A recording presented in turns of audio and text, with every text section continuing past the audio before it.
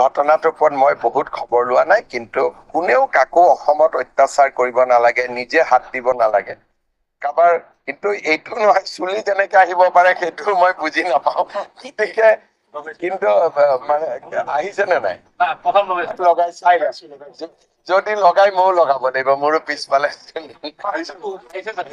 দেখা যাওক। গতিকে আৰু সঁচাই যদি লগালে চুলি আহে টুকুৰা নবেল বঁটা পাব, নবেল বঁটাৰ তলত নাপায়। গতিকে এই কথাবিলাক আমি লাহে লাহে কেনেকে কি হয় বস্তুটো দেখা পাই থাকো। কিন্তু চুলি যদি সঁচাই আহে এইটো অসমৰ কাৰণে এটা বহুত ডাঙৰ কৃতিত্ব হব। আৰু ডাইৰেক্ট আৰক্ষীয়েও ল'ব, চুলি আহিব বুলি ক'লেতো মন্ত্ৰীও ল'ব, চুলি আহিব বুলি ক'লেতো ময়ো লৈ লম। গতিকে খবৰ ল'ব লাগিব আহিলে।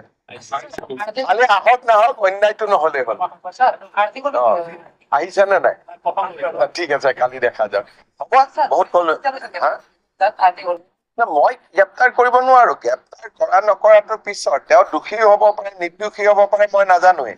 কিন্তু মই এইটো কৈছো যে সাংবাদিকৰ ভিতৰতে কিমান খোৱা কামোৰা, সেইটোহে মই কৈছো। গ্ৰেপ্তাৰ কৰা নকৰাটো পুলিচে জানিব। হ'ব।